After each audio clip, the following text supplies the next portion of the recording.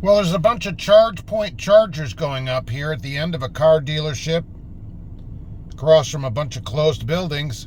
That's where you want to charge your car in the middle of the night for an hour. But that's not why we're here today, is it, on Sunday? Hello and welcome to Trucking Answers. It's the Sunday Rant, and this really got to me this week. I was electrified by it. Get it? Anyways, look. So there was a bunch of talk this week about the solar flare. Ooh, the solar flare. And I know I'm weird shaded here. So the solar flare was this week. And what were they talking about that? That it might disrupt GPS. GPS. All right, so what's wrong with that? Well, they said, what is trucking going to do if there's no GPS? Oh! And everybody was having a heart attack. They said, oh, drivers might be stranded. Fleets, they actually talked about this. Fleets are going to have to find other ways to route their trucks and, discuss this with drivers. Really? So this is what we've come to now in trucking. Truck drivers cannot find their way around without GPS. That's it. That's it. Well, I'll tell you, we did have a driver just this week go off somewhere. He's following his GPS. Then he calls up, he goes, oh, I'm stuck. He actually got stuck. Oh, I followed GPS. Yeah, right. Why can drivers not find their way around without GPS? No one knows how to read a map anymore. Oh, Mark, what's a map? Exactly.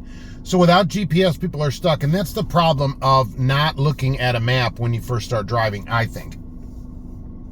People don't know the interstate system. They don't have it in their head. They don't understand how to get from here to here on the interstate system without turning their GPS on and plugging an address in and just blindly following it.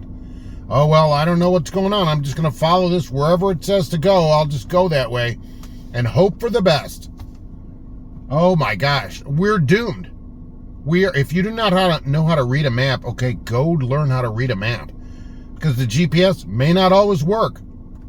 I couldn't believe when that was written on there. Fleets may have to reroute their trucks and constantly communicate with drivers about how to locate their delivery points and pickups. Really? So the GPS goes out and what? You call? Uh-oh. Hey, boss. Hello, boss. I'm stuck somewhere. I can't get anywhere. Because there's no GPS? Really? That's trucking today. And these same people, see, this is the problem. So these same drivers, oh, we don't get any respect. You can't even find your way out of a paper bag. Okay, it's just unbelievable. And yeah, okay, so there was no GPS when I started driving. And so what? There were electric typewriters and we had to start on a manual so we could learn how to use it. None of that matters. As a professional, you ought to be able to get where you're going without calling your company and asking them, who most of them probably don't drive. It's like where I am. Oh, you call them up, they don't drive. They have no way to know anything. What do you want them to print you up and MapQuest you? Should they MapQuest you? Should they go on AOL and ask in one of the chat rooms how to get somewhere chat room? You've got mail. It was just incredible that the story even ran in a major trucking place was even worse. Like this is some kind of news. The news should have been drivers are not even professional enough to be able to figure their way out without all their electronics working. That's what it should have said. That's what it should have said. Not, oh, fleets are going to have problems. No, anybody that calls you, my GPS doesn't work. My GPS doesn't work. I need directions. That person, right. Bring the truck back and we'll talk. That's how it should be. That's how it should be. Am I right on this? Yes, of course I am.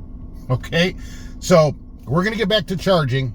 Thanks for watching, and we'll be back soon with another Trucking Answers.